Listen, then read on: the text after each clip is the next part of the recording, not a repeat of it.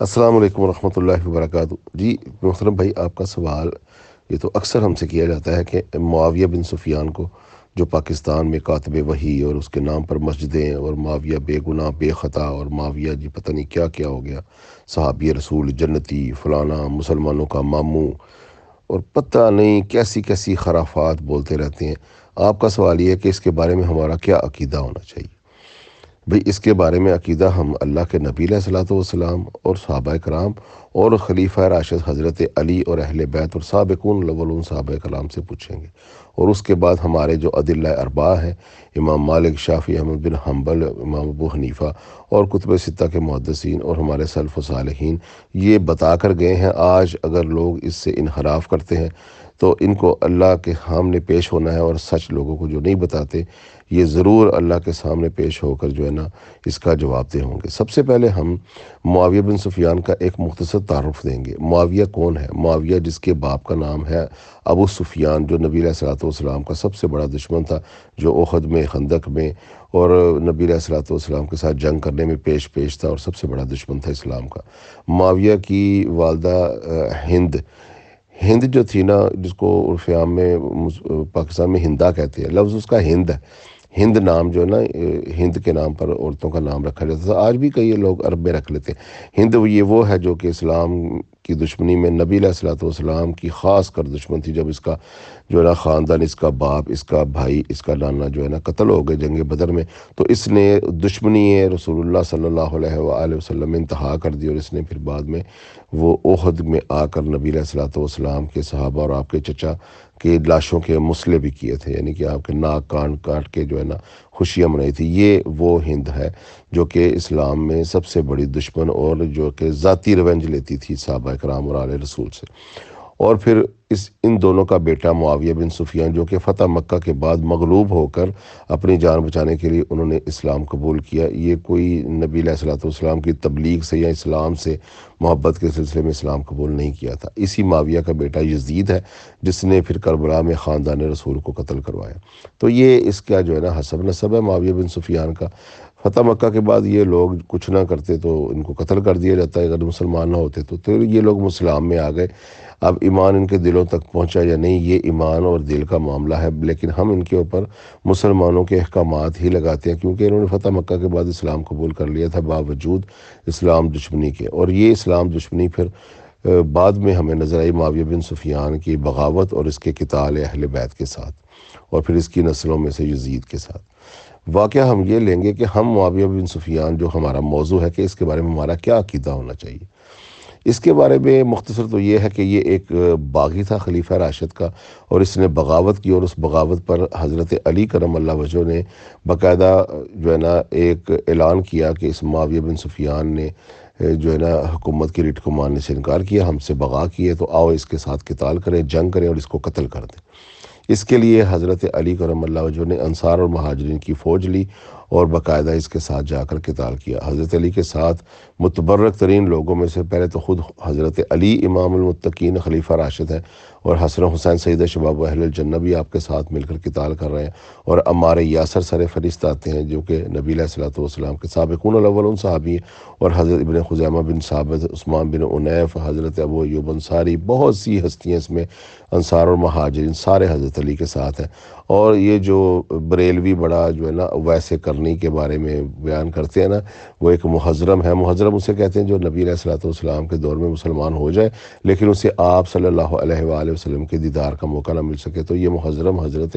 ویسے کرنی بھی حضرت علی ہی کے لشکر میں تھے اور شہید ہوئے تھے معاویہ کی فوجوں کے ہاتھوں، اور عمار یاسر بھی شہید ہوئے معاویہ کی فوجوں کے ہاتھوں، اور ابن خزیمہ بن ثابت بھی شہید ہوئے معاویہ کی فوجوں کے ہاتھوں۔ تو بہت سے انصار اور مدینہ اور مہاجرین جو ہے نا اس جنگ میں حضرت علی کی طرف سے لڑتے ہوئے شہید ہوئے۔ تو نبی علیہ الصلوۃ والسلام کی غیبی خبر ہے، وہ عمار تک تلقا فیۃ الباغیہ، عمار تجھے ایک باغی گروہ قتل کرے گا۔ تو یہ حدیث متواتر حدیث ہے۔ متواتر حدیث تو اسے کہتے ہیں کہ جس کو جھٹلایا نہ جا سکے۔ جو اسٹوڈنٹس حضرات ہیں نا ان کو یہ چیز سمجھنی چاہیے، جس حدیث میں متواتر کا لفظ آ جائے نا اس کا انکار کرنا بہت بڑا گناہ ہے، کیونکہ نبی علیہ الصلوۃ والسلام کی یہ غیبی خبروں میں یہ بات جو ہے نا آتی ہے، کیونکہ واقعہ ہونے سے پہلے ہی نبی علیہ الصلوۃ والسلام نے اس کی خبر دی، تو اس سے دلائل نبوہ میں نبوت کی دلیل کے طور پر بھی صحابہ کرام اور جو ہے نا محدثین نے ذکر کرتے تھے۔ تو متواتر حدیثوں سے کہتے ہیں کہ جس کی تواتر اتنی زیادہ روایات آ جائیں، اتنے زیادہ صحابی اس کو بیان کرنے والے ہوں اور محدثین بیان کرنے والے ہوں، کہ جس کی جو ہے نا ضعف ہونا یا غلط ہونا یا جھوٹ ہونا بالکل ناممکن ہو جائے، تو یہ ایک متواتر حدیثوں میں سے ایک متواتر حدیث ہے جو کہ سب محدثین نے بیان کی، بخاری مسلم میں بھی ہے کہ عمار کو باغی گروہ قتل کرے گا۔ تو پھر عمار جب شہید ہوئے تو یہ معاویہ بن سفیان کے فوجوں کے ہاتھوں ہی شہید ہوئے۔ تو یہ لوگ جو ہے نا آج کے وہابی اور دیوبندی اور بریلوی بھی اس میں چھلانگ لگا کر آ گئے ہیں کہ جی عمار کو تو جی خارجیوں نے قتل کیا تھا۔ بالکل خارجیوں نے قتل نہیں کیا تھا، خارجی تو اس وقت تک رونما ہوئے نہیں تھے، خارجی تو تحکیم کے بعد آئے ہیں، جب حضرت علی اور معاویہ کی فوجوں کے درمیان جب انہوں نے قرآن نیزوں پر کھڑے کر دیے، جب شکست ہونے لگی تو ایک چال انہوں نے چلی کہ قرآن کو اٹھا لیتے ہیں نیزوں پر تاکہ ہمیں جنگ روک کر موقع مل جائے۔ تو اس پر حضرت علی کی طرف سے اور معاویہ کی طرف سے حکمین آئے اور تحکیم کا معاملہ جو ہے نا پائے تکمیل تک نہ پہنچا، ایک حکم مکر گیا اور دوسرے حکم جو ہے نا اس نے ڈوج دیا، جس سے ناراض ہو کر جو ہے نا کچھ لوگ حضرت علی کے لشکر سے الگ ہو گئے اور یہ خارجی کرائے۔ ان خارجیوں کے ساتھ بھی حضرت علی نے قتال کیا۔ اس پر بھی اللہ کے نبی کی حدیث ہے کہ میری امت میں سے جب دو گروہ لڑیں گے تو ان میں سے ایک گروہ سے کچھ لوگ الگ ہو جائیں گے اور وہ خارج ہو جائیں گے، جس طرح شکار سے تیر خارج ہوتا ہے نا، اس طرح وہ اسلام سے خارج ہو جائیں گے، تو اس کے ساتھ جو قتال کرے گا وہی حق پر ہوگا۔ تو حضرت علی کی یہ اور دلیلوں میں سے ایک اور خارجیوں کے ساتھ قتال کرنے کی دلیل بھی شامل ہے۔ تو معاویہ بن سفیان سب سے پہلے تو قرآن کے سابقون الاولون کی آیت کی خلاف رہا۔ اللہ تعالیٰ نے سورہ توبہ آیت نمبر 100 میں حکم دیا ہے والسابقون الاولون من المہاجرین والانصار والذین اتبعوہم بإحسان رضی اللہ عنہم ورضون، اور وہ جو سبقت لے گئے اور وہ جو پہلوں میں سے تھے، والذین اتبعوہ بإحسان، اور من المہاجرین والانصار کا لفظ ہے، من المہاجرین، مہاجرین بھی سارے نہیں، مہاجرین میں سے اگر آپ کسی کے ساتھ گفتگو کریں تو یہ من کے لفظ کا اضافہ ہے، کل مہاجرین نہیں کہا، من المہاجرین۔ کچھ مہاجرین ایسے ہیں جس کے اللہ تعالیٰ ان کے اعمال سے اتنا خوش ہے کہ جو ان کی احسان سے اتباع کریں گے اللہ ان سے بھی راضی ہو جائے گا۔ تو یہ معاویہ بن سفیان نہ انصار ہے، نہ مہاجر ہے، نہ بدری، نہ احدی، نہ خندقی، نہ بیعت رضوان، کسی فضیلت میں معاویہ شامل نہیں۔ تو پھر اس معاویہ کو چاہیے کہ وہ قرآن کی آیت کے مطابق سابقون الاولون کی احسان سے اتباع کرے، جو اس نے نہیں کی، اس لیے وہ تابعی بھی نہ رہا، صحابی تو دور، وہ تابعی بھی نہ رہا۔ تو لہٰذا اس آیت کی روح سے معاویہ بن سفیان اس آیت کا مخالف کھڑا ہے۔ اس کے بعد ایک اور آیت ہے، سورہ پاکستان کہہ رہا ہوں، جو ترجمے کیے گئے ہیں نا پاکستان انڈیا کے مترجمین نے، انہی ترجموں کو آپ ان کو سنایا کریں۔ اگر آپ کو عربی نہیں آتی تو ترجمہ پڑھیں، اگر عربی آتی ہے تو ایک سادہ سی جو ہے نا عربی ہے، اس کی کوئی اتنی مشکل نہیں ہے۔ اس میں اللہ رب العزت فرماتے ہیں اطیعوا اللہ، اللہ کی اطاعت کرو، واطیعوا الرسول، اور رسول کی اطاعت کرو، وَأُولِي الْأَمْرِ مِنْكُمْ، اور جو کہ تمہارے اولی الامر ہیں۔ اولی الامر کہتے ہیں جو کہ عادل حکمران ہوں۔ حضرت علی ایک عادل حکمران ہے، یہ تو پوری امت مانتی ہے۔ تو حضرت علی کی احسان سے جو اتباع بھی نہیں کی اور اللہ اور اس کے رسول کی اطاعت کے بعد معاویہ بن سفیان نے اولی الامر یعنی حضرت علی کرم اللہ وجہ کی بھی جو ہے نا اطاعت نہیں کی۔ اب وہ آپ کو اگر کہتے ہیں کہ اس آیت کے آگے ہے وَإِن تَنَازَعْتُمْ فِي شَيْءٍ فَرُدُّوهُ إِلَى اللَّهِ وَالرَّسُولِ، اب تنازع ہو گیا حضرت علی کے ساتھ، پہلے تو اولی الامر کے ساتھ تنازع ہی حرام ہے، اس کو کرنا ہی نہیں چاہیے تھا۔ اگر بالفرض تنازع ہو گیا، اس کو سمجھ نہیں آ رہی، تو وہ اس تنازع کو اللہ پر پیش کرے، تو اللہ کہتا ہے کہ سابقون الاولون کی احسان سے اتباع کرو، تو اللہ نے تو مسئلہ حل کر دیا۔ معاویہ کو اگر یہ بھی آیت سمجھ میں نہیں آئی تو پھر اللہ کے رسول پر پیش کرو۔ تو اللہ کے رسول نے حضرت علی کرم اللہ وجہ کے ایسے ایسے فضائل بتائے ہیں، جنگوں میں ان کے حق پر ہونا بتایا ہے، اور ہارون بن موسیٰ کہ انت منی بمنزلۃ ہارون بن موسیٰ، کہ علی تم میں اور مجھ میں ہارون بن موسیٰ جیسا تعلق ہے، جس طرح ہارون ایک نبی کے بعد ایک نبی تھے، بس فرق یہ ہوگا الا ولا نبی بعدی، میرے بعد کوئی نبی نہیں ہوگا۔ تو کیا موسیٰ کے بعد ہارون سے جنگ کی جا سکتی ہے؟ پھر نبی علیہ الصلوۃ والسلام نے فرمایا حدیث غدیر پر، من کنت مولا ہو علی مولا ہو، میں جس کا مولا ہوں علی بھی اس کا مولا ہے۔ تو اگر اللہ کے نبی کے جیسا مولا ہو علی، اس سے جنگ کی جا سکتی ہے؟ حرام ہو گئی جنگ۔ تو معاویہ بن سفیان نے یہ حرام کام کیا ہے، اور اس کے بعد نبی علیہ الصلوۃ والسلام نے اپنا نفس قرار دیا۔ جب مبالغہ میں لے کر گئے حضرت علی کرم اللہ وجہ کو، تو نبی علیہ الصلوۃ والسلام نے فرمایا قل ندعو ابناءنا وابناءکم ونساءنا ونساءکم وانفسنا وانفسکم ثم نبتہل فنجعل لعنۃ اللہ علی الکاذبین، اور یہ اپنا نفس قرار دیا مباہلہ میں، یہ قرآن پاک میں آیت مباہلہ میں آپ پڑھ سکتے ہیں۔ اسی طرح قرآن پاک میں آیت مودت بھی ہے، قُل لَا أَسْأَلُكُمْ عَلَيَّ أَجْرًا إِلَّا مَوَدَّةَ فِي الْقُرْبَى، ان سے کہہ دو نبی میں تمہیں اپنے لیے اجر رسالت نہیں مانگتا، کچھ نہیں مانگتا میں تم سے اپنے کے لیے، إِلَّا مَوَدَّةَ، بس مودت کرو فی القربہ میرے قرابت داروں کے ساتھ۔ اور نبی علیہ الصلوۃ والسلام نے حجۃ الوداع پر باقاعدہ تمام مسلمانوں کو، تمام صحابہ کو کھڑا کر کے فرمایا کہ میں انی تارک فیکم الثقلین، میں تم میں دو عظیم چیزیں چھوڑے جا رہا ہوں، کتاب اللہ و اطاعت اہل بیتی، میں کتاب اللہ، اللہ کی کتاب اور میری اہل بیت، یذکرکم اللہ و اہل البیت، 3 مرتبہ فرمایا کہ میں تمہیں اپنے اہل بیت کے بارے میں اللہ سے ڈراتا ہوں۔ تو نبی علیہ الصلوۃ والسلام کے گھرانے کے ساتھ معاویہ نے قتال کیا، اس گھرانے میں حسن و حسین اور حضرت علی، چادر تطہیر میں آنے والے 4 نفوسوں میں بی بی فاطمہ کے علاوہ یہ 3 افراد بھی تھے۔ اللہ کے نبی نے ان پر چادر لے کر انما یرید اللہ لیذھب عنکم الرجس اہل البیت ویطہرکم تطہیرا،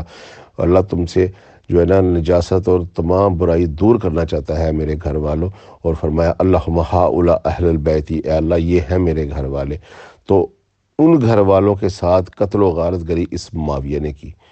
اور اس معاویہ کو کہتے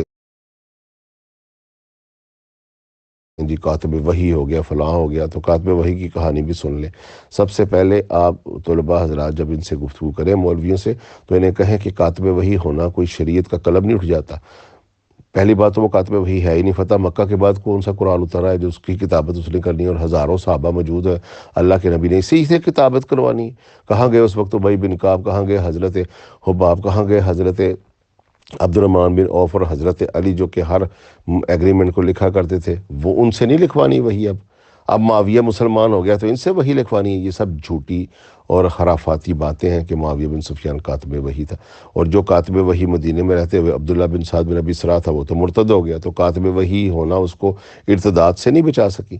یہ بھی ان سے کہا کریں، ان مولویوں سے۔ اور بخاری میں موجود ہے کاتب وحی جو ہے نا باقاعدہ عیسائی ہو کے مرا اور وہ مسلمان ہی نہیں ہوا دوبارہ۔ تو کاتب وحی ہو کر جو ڈکلیئر کاتب وحی مرتد ہو سکتے ہیں، تو یہ ان ڈکلیئر جو کہ سو کوڈ کاتب وحی وہ تو باغی بھی نہیں ہو سکتا، ہم تو مرتد بھی نہیں کہہ رہے۔ تو لہٰذا نبی علیہ الصلوۃ والسلام نے مسلم شریف میں موجودہ غالباً 6228 نمبر حدیث ہے، آپ جو ہے نا وہ دیکھ سکتے ہیں، اللہ کے نبی صلی اللہ علیہ وآلہ وسلم نے معاویہ بن سفیان کو بلا بھیجا، کس کے ہاتھ؟ حضرت ابن عباس جو کہ حبر الامہ کہلاتے ہیں۔ اللہ نے قرآن کی ٹھیک ٹھیک سمجھ اس کو دی، یہ اللہ کے نبی کی دعا تھی، اور آپ نبی علیہ الصلوۃ والسلام کے ساتھ کھڑے ہو کر ابن عباس تہجد پڑھا کرتے تھے، اتنا متبرک کام کیا کرتے تھے۔ اور اللہ کے نبی نے ابن عباس کو بلا بھیجا تو انہوں نے کہا کالا اکول طعام، کہ وہ کھانا کھا رہا ہے۔ اللہ کے نبی نے وقف کیا، پھر دوبارہ بھیجا، پھر یہی جواب، پھر تیسری مرتبہ بھیجا، پھر یہی جواب۔ پھر اللہ کے نبی نے معاویہ بن سفیان کے لیے کہا اللہم لا یشبع اللہ بطنا، اللہ اس کا پیٹ کبھی نہ بھرے۔ یہ بد دعا زدہ اللہ کے نبی علیہ الصلوۃ والسلام سے، اور اس کی جو حکومت قائم ہوئی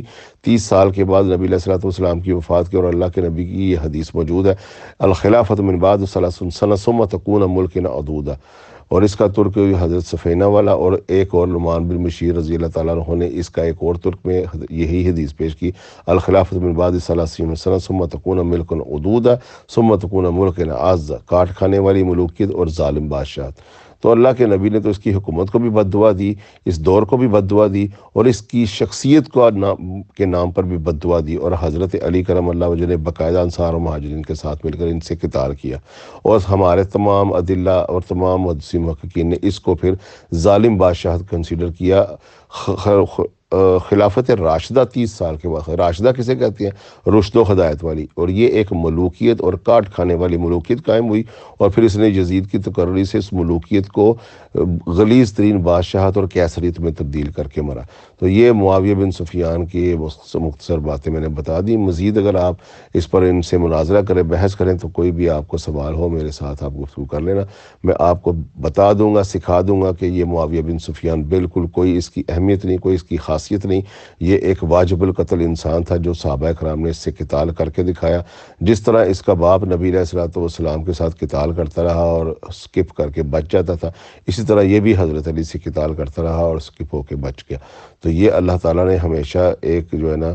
مثال قائم کرنی ہوتی ہے بروں کے بھی اور اچھوں کی بھی۔ اللہ مہلت دیتا ہے، ان مہلت میں ان کو جو ہے نا اللہ تعالیٰ آزمائشی سارے کام ان سے کرواتا ہے۔ تو یہ معاویہ بن سفیان باغی، ایک فاسق فاجر اور ایک کاٹ کھانے والی ملوکیت اور نبی کی آل اور صحابہ کرام کا دشمن اور دین میں بدعات داخل کر کے دنیا سے گیا۔ السلام علیکم ورحمۃ اللہ۔